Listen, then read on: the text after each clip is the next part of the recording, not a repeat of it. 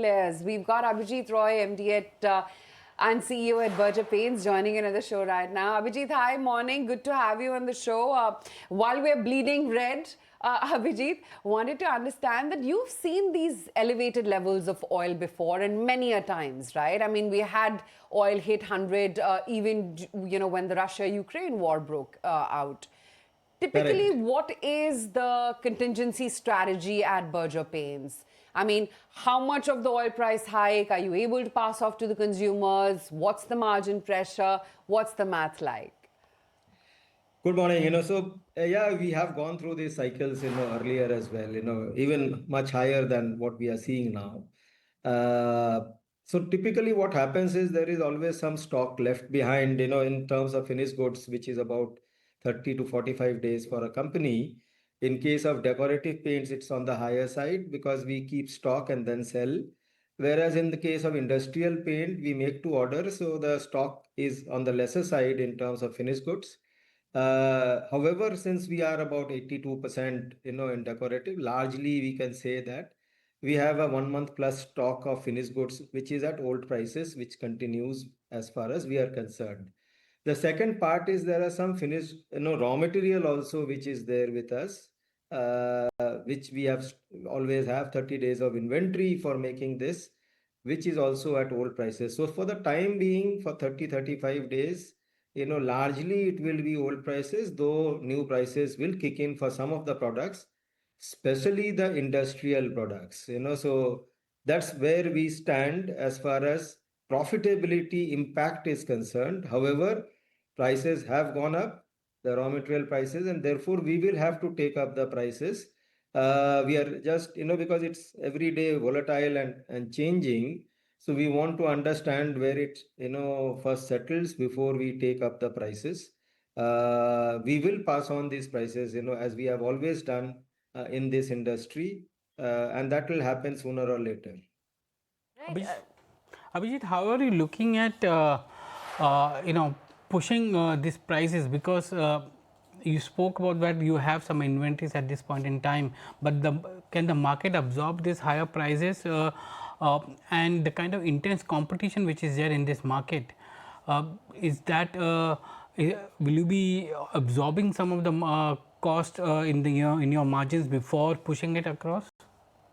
So I think, this industry has been a very responsible one, and even with the increased competition, the dominant players still are the old ones, which still remain.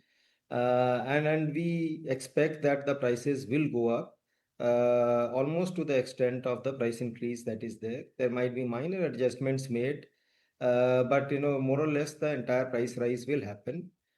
In the case of industrial, of course, it takes a little bit of time to negotiate with the OEMs and get it done.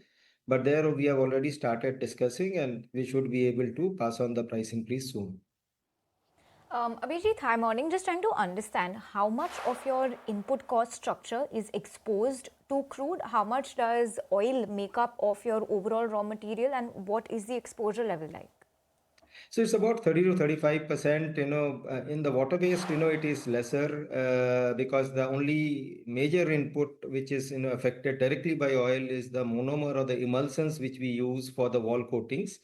That price increase has happened already, but as I said, we had some stock and therefore we will possibly, tide over this immediate situation, but the prices have to be taken up.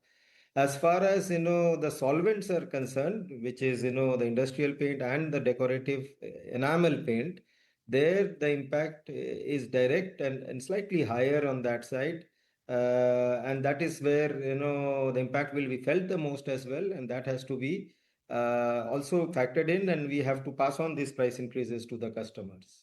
Right. Abhijit, just trying to understand what the timeline, if you have a tentative timeline in mind for when you would like to start passing on these price hikes, and if it is anytime soon, what would that do to your guidance of double-digit volume growth in Q4? So, as far as volume growth is concerned, it's effective, the demand situation. Hopefully, the inflation will kick in. So it may impact a little bit on the demand, but we are still hopeful that strong single digit to double digit volume growth will happen. The value growth, of course, will be in the single digit, lower single digit to middle single digit type of a growth rate. That's where we will station ourselves as far as volume value is concerned.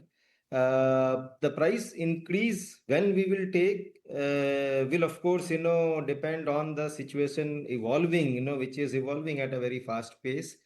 As of now, it is increasing. In some products it has gone up quite a lot. In some products it hasn't.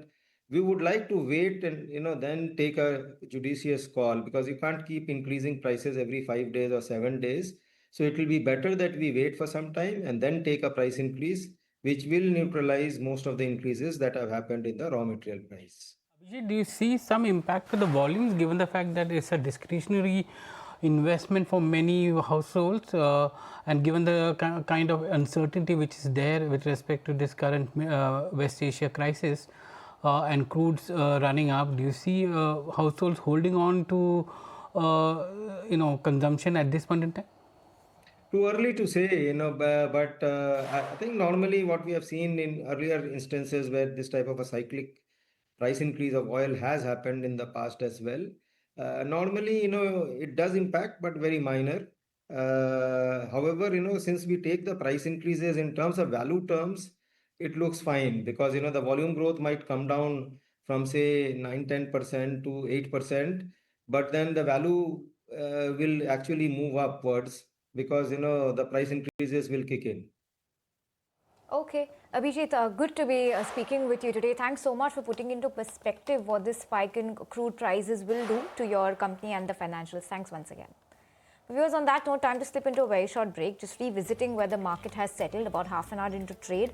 We're exact at a 3% cut on Nifty 50. 23,720 is where we are at. The India VIX has spiked 23%, so 24.5 is where we are at over there. It's really Nifty Bank that you need to be watching out for. 4.25% cut. So the free fall over there continues. 2,400 points lower for the Nifty Bank.